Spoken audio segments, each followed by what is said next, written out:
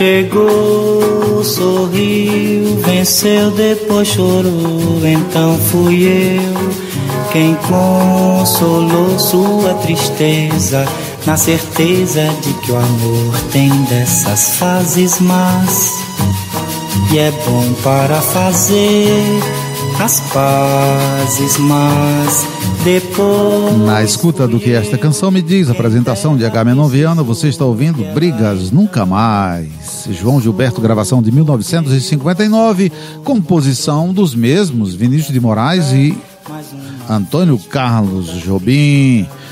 Aí está, então, como eu falei no bloco anterior, a continuação do que seria, do que foi o marco, a divisão, a mudança da música brasileira no finalzinho dos anos 50 para 60, 59 mais precisamente, já acabando a década, e Roberto Carlos estava por ali, né? Com seus 18 anos, ainda sem ter espaço, sem conseguir nada, como eu falei, sem chance nenhuma, porque cantores tinham que ter vozeirão, como tinha Calbi, como tinha Nelson Gonçalves, até o próprio Valdir Soriano, nessa época já havia gravado, já estava, certo? Tendo o seu espaço. Então vamos ler aqui, vamos continuar. Essa era também uma das músicas que o Roberto Carlos iria interpretar na Boate Plaza, que ele trabalhou numa boate em Copacabana. Eu vou chegar daqui a pouco a este assunto, mas antes, deixe-me ler aqui, que é interessante ouvir as palavras do Paulo César de Araújo. Portanto, a ensolarada bossa nova de João Gilberto surgira mesmo em boa hora para Roberto, né? O sucesso do cantor baiano, esse cara que tá cantando aí, ó, essa vozinha, voz pequena. E é bom para fazer. Bom, dava a Roberto Carlos mais certeza e ânimo para tentar a carreira artística. Afinal, João estava ali para provar que definitivamente não era mais necessário ter voz de cantor de ópera para obter sucesso como intérprete. Hoje tem muita gente que diz, esse cara não tem voz. Quem não tem voz é quem não fala, não diz nada, não faz nada, né? Quem é mudo. Bom, com a sua voz pequena, porém afinada e bem colocada, Roberto Carlos poderia também se tornar um astro da música popular.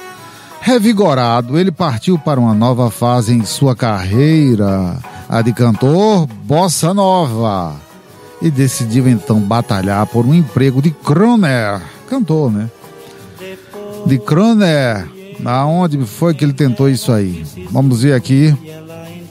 Na Noite Carioca, ele ia tentar, claro, morava no Rio, já que aquele estilo musical, esse estilo aí, bossa nova, soava melhor, né, no interior de uma boate do que num auditório de rádio. O pessoal no rádio queria ouvir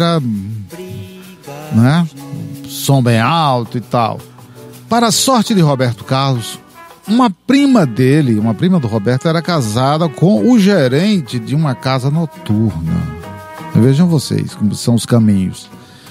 E não uma casa noturna qualquer, mas a badalada Boate Plaza, chamada de A Joia de Copacabana, sinônimo de vanguarda musical na Noite Carioca, pois antes de se tornarem famosos, davam canjas ali músicos como Johnny Alf, João Donato e Luizinho Essa, ainda de calça curta tocando acordeon, que eram novinhos ainda, essa turma toda aí do jazz, né? Da bossa e do jazz. A pedido de Roberto Carlos, Dona Laura, a mãe, né? Sondou a prima, né? E depois falou com o marido dela, Raimundo Nonato Amaral, um ex-chefe de cozinha que se tornara gerente de bares e restaurantes no Rio. Gerenciar a Boate Plaza foi o seu auge, onde ganharia notoriedade. Segundo um colunista da época, Amaral sabe como ninguém A preferência dos boêmios, tá vendo aí, ó? Ele recebeu Dona Laura em casa e pediu para ouvir Roberto Carlos cantar ao violão. Com seu ouvido calejado pelo som dos crooners da noite, não teve dúvida do talento do garoto. Gostou especialmente do seu estilo bossa nova, né? Porque estava na moda, tinha começado naquele momento esse estilo. Pois era o que os seus clientes mais pediam para ouvir. Amaral então prometeu indicar Roberto ao dono da boate, ainda tinha essa, né? Maurício Lantos, que era um estrangeiro, né? Esse cara era brasileiro, era húngaro. Era um ex-bailarino, radicado no Rio desde 39. E aí lá vai, e o Lantos consegue, né? Aqui tem um pouco, uma porção de detalhes sobre esse cara, porque os bares também naquela época tinham o hi-fi, né? Tinha o hi-fi, o toca-disco, a alta fidelidade, né? Então, Roberto, vamos lá, por ser menor de 21 anos, em 1959, a idade mínima exigida, ele era menor de 21, Roberto tinha 18, né? Ele nasceu em 41.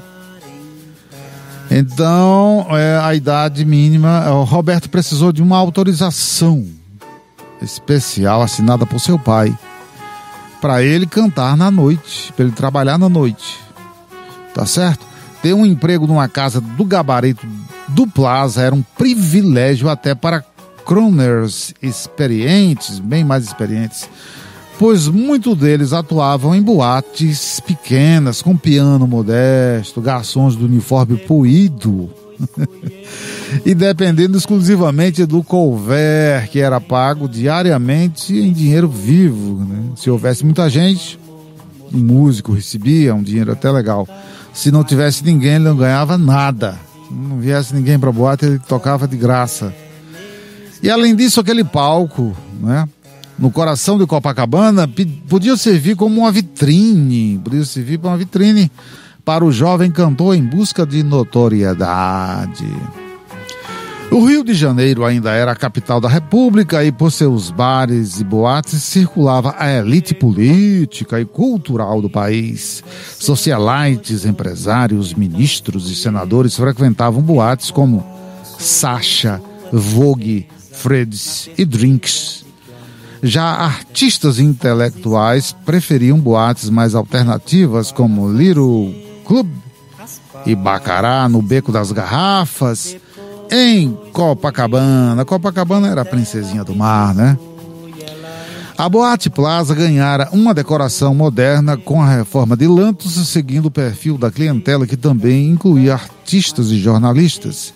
Tinha uma pista entre o palco e as mesas, com espaço para uns 20 casais dançarem agarradinhos. Era um espaço grande, né?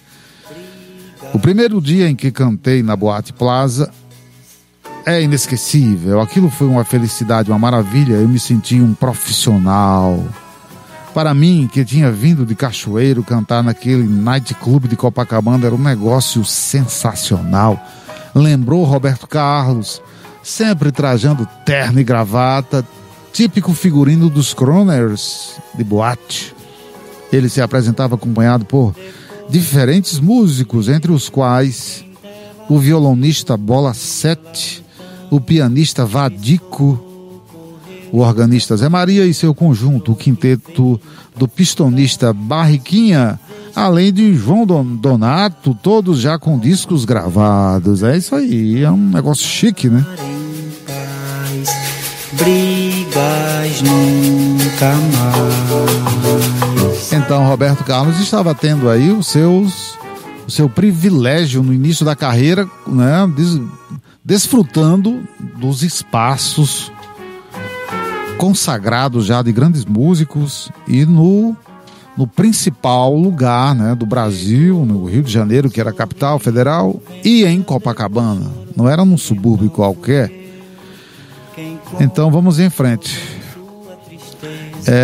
Donaldo é um bicho muito louco e ele me incentivava muito, me explicava as coisas e dizia: você tem que balançar um pouco mais, tá legal, tá afinadinho, mas tem que ter mais balanço. O João Donato cobrava, né? O Donato pianista severo, né? E Roberto bem comportadinho, não tinha lá muita bossa, né?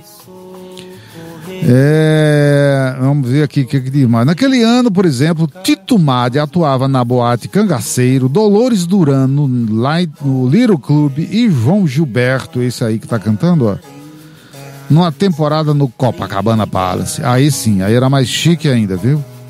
Tá hoje lá pra quem quiser ver, Copacabana Palace ainda é, sem dúvida, um lugar que foi, né? Músicos internacionais vinham pra lá e tal.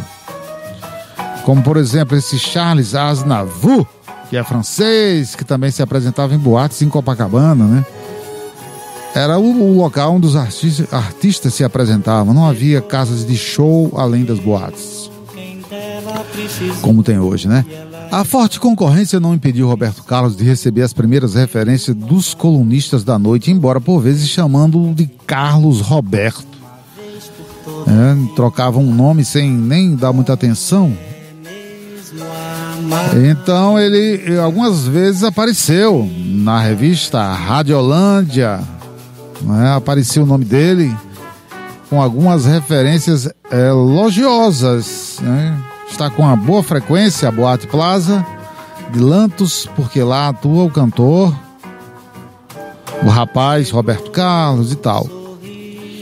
Então vamos nessa. Um mês antes, a Radiolândia, a revista, já tinha também dado a dica da Noite Carioca. Distração?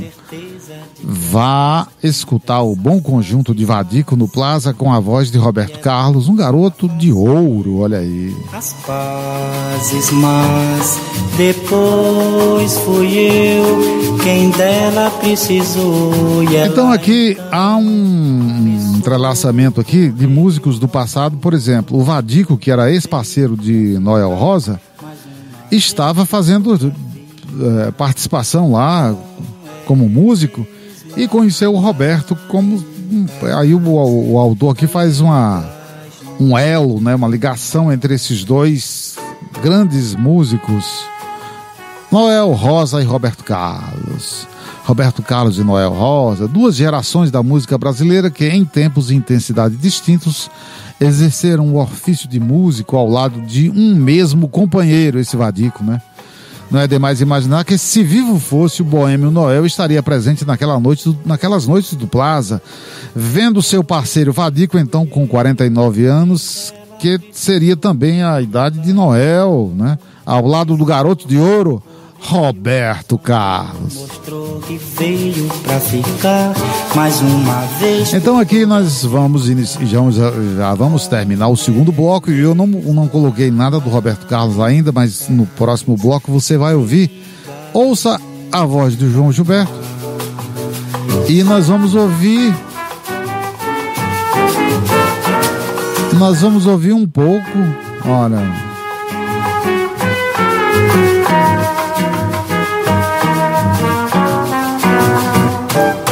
Chegou, sorriu, venceu, depois chorou. O Roberto vai imitar mais ou menos essa voz aí, certo? Sua tristeza, na certeza de que o amor então é muito parecido. E essa música mesmo fazia parte do repertório que Roberto usava na Boate Plaza.